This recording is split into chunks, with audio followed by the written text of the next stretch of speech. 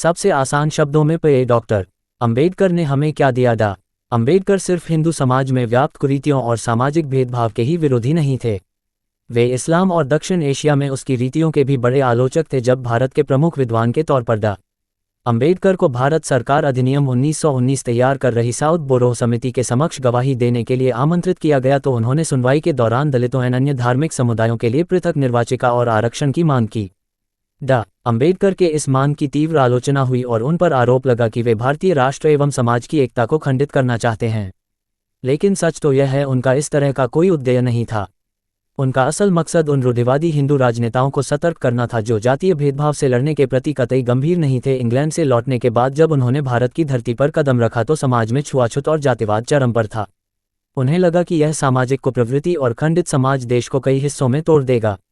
सो उन्होंने हाशिए पर खड़े अनुसूचित जाति, जनजाति एवं दलितों के लिए पृथक निर्वाचिका की मांग कर परोक्ष रूप से समाज को जोड़ने की दिशा में पहल तेज कर दी। अपनी आवाज़ को जन जन तक पहुंचाने के लिए उन्होंने 1920 में बंबई में साप्ताहिक मूकनायक के प्रकाशन की शुरुआत की, जो शीघ्र ही पाठकों में लोकप्रिय हो गया। दलित वर्ग के एक सम्मेलन के दौरान उनके दिए गए भाषण से कोल्हापुर राज्य का स्थानीय शासक शाहू चतुर्थ बेहद प्रभावित हुआ और डा. अंबेडकर के साथ उसका भोजन करना रूढ़िवाद से ग्रस्त भारतीय समाज को झकझोर दिया। डा. अंबेडकर मुख्यधारा के महत्वपूर्ण राजनीतिक दलों को जाति व्यवस्था के उन्मूलन के प्रति नरमी पर वार करते हुए उन नेताओं की भी कटु आलोचना की जो अस्पृश्य समुदाय को एक मानव के बजाय करुणा की वस्तु के रूप में देखते थे। अंबेडकर ही एकमात्र राजनेता थे जो छुआछूत की निंदा करते थे। ब्रिटिश हुकूमत की विफलताओं से नाराज अंबेडकर ने अस्पृश्य समुदाय को समाज की मुख्यधारा में लाने के लिए एक ऐसी अलग राजनीतिक पहचान की वकालत की जिसमें कांग्रेस और ब्रिटिश दोनों का कोई दखल न हो। 8 अगस्त 1930 को उन्होंने एक शोषित वर्ग के सम्मेलन के दौरान अपनी राजनीतिक दृष्टि को दुनिया के सामने रखा और कहा कि हमें अपना रास्ता स्वयं बनाना होगा और स्वयं राजनीतिक शक्ति शोषितों की समस्याओं का निवारण नहीं हो सकती। उनको शिक्षित करना चाहिए। उनका उद्धार समाज में उनका उचित स्थान पाने में निहित है। उनको अपना रहने का बुरा तरीका बदलना होगा। उनको शिक्षित होना चाहिए। एक बड़ी आवश्यकता उनकी हीनता की भावना को झकझोरने और उनके अंदर दैवीय असंतोष की स्थापना करने की है, जो सभी ऊंचाइयों का स्रोत है। इस भाषण में अंबेडकर ने कांग्रेस की नीतियों की जमकर आलोचना की। दरअसल अंबेडकर ही एकमात्र राजनेता थे जो छुआछूत की निंदा करते थे। जब 1932 में ब्रिटिश हुकूमत ने उनके साथ सहमति व्यक्त करते हुए अछूतों को पृथक निर्वाचिका देने की घोषणा की, तब महात्मा गांधी ने इसके विरोध में पुणे की यरवदा सेंट्रल जेल में आमरण अनशन शुरू कर दिया। यह अंबेडकर का प्रभाव ही था कि गांधी ने अनशन के जरिए रूढ़िवादी हिंदू समाज से सामाजिक भेदभाव और अस्पृश्यता को खत्म करने की अपील की। रूढ़िवादी हिंदू नेताओं, कांग्रेस के नेताओं और कार्यकर्ताओं तथा पंडित मदन मोहन मालवीय ने अंबेडकर और उनके समर्थकों के साथ यरवदा में संयुक्त बैठकें की। अनशन के कारण गांधी की मृत्यु होने की स्थिति में होने वाले सामाजिक प्रतिशोध के कारण होने वाली अछूतों की हत्याओं के डर से और गांधी के समर्थकों के भारी दबाव के चलते अंबेडकर ने अपनी पृथक निर्वाचिका की मांग वापस ले ली। इसके बदले में अछूतों को सीटों के आरक्षण, मंदिरों में प्रवेश, पूजा के अधिकार एवं छुआछूत समाप्त करने की बात स्वीकार ली गई।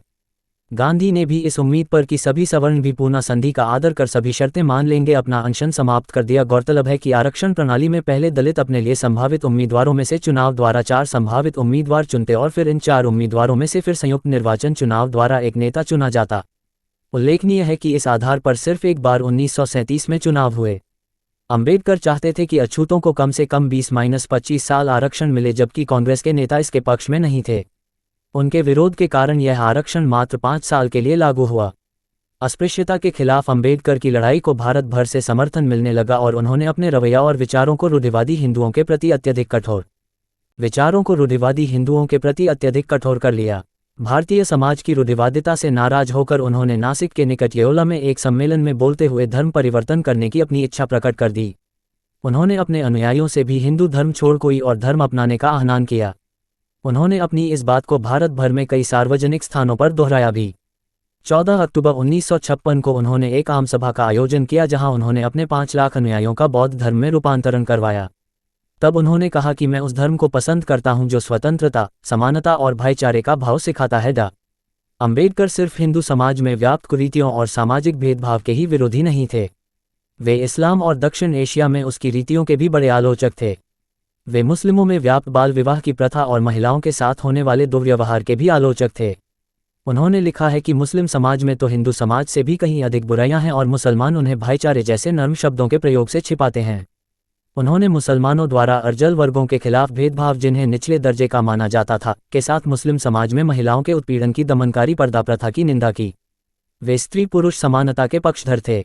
उन्होंने इस्लाम धर्म में स्त्री पुरुष असमानता का जिक्र करते हुए कहा कि बहुविवाह और रखेल रखने के दुष्परिणाम शब्दों में व्यक्त नहीं किए जा सकते, जो विशेष रूप से एक मुस्लिम महिला के दुख के स्रोत हैं।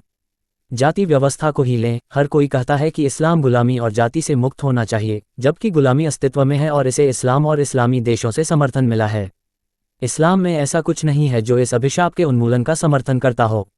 अगर गुलामी खत्म हो जाए फिर भी मुसलमानों के बीच जाति व्यवस्था रह जाएगी। इस्लाम की कट्टरता के खिलाफ भी थे डॉक्टर अंबेडकर। उन्होंने इस्लाम में उस कट्टरता की भी आलोचना की जिसके कारण इस्लाम की नीतियों का अक्षरशः अनुपालन की बद्धता के कारण समाज बहुत कट्टर हो गया है। उन्होंने लिखा है कि भारतीय मुसलमान अपने समाज का सुधार करने में विफल रहे हैं, जबकि इसके विपरीत तुर्की जैसे इस्लामी देशों ने अपने आप को बहुत बदल लिया। राष्ट्रवाद के मोर्चे पर भी डॉ. अंबेडकर बेहद मुखर थे। उन्होंने विभाजनकारी राजनीति के लिए मोहम्मद अली जिन्ना और मुस्लिम लीग दोनों की कटु आलोचना की। हालांकि शुरुआत में उन्होंने पाकिस्तान निर्माण का विरोध किया, किंतु बाद में मान गए।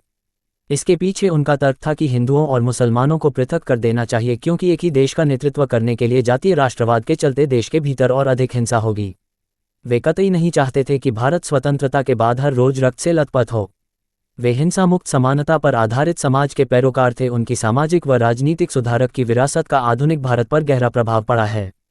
मौजूदा दौर में सभी राजनीतिक दल, चाहे उनकी विचारधारा और सिद्धांत कितनी ही भिन्न क्यों न हो, सभी डॉ. अंबेडकर की सामाजिक व राजनीतिक सोच को आगे बढ़ाने का काम कर रहे हैं। डॉ.